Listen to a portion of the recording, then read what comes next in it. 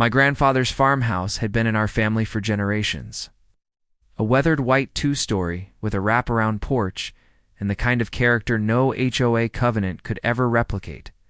But ever since the neighborhood had expanded and the homeowners association formed, their president, Karen, made it her personal mission to get rid of it, sending me threatening letters, bogus fines, and compliance notices claiming the house was an eyesore.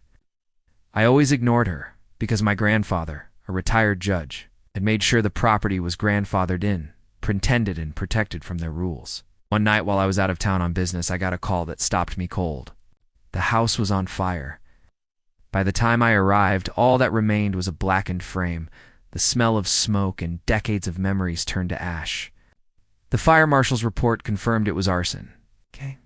And security footage from a neighbor's camera sealed the truth. There was Karen, hoodie up, splashing accelerant along the porch rail before striking a match. She was arrested the next day, still insisting she was framed.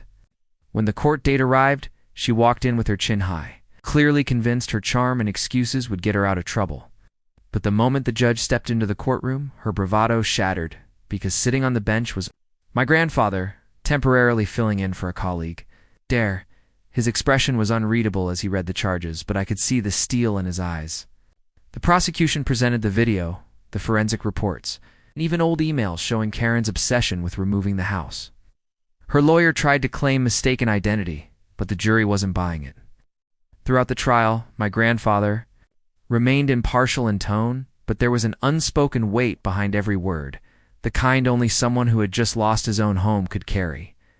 When the verdict of guilty came, Karen's legs nearly gave out, and as my grandfather pronounced, the maximum sentence allowed years in prison plus full restitution, she broke down, sobbing and begging for mercy.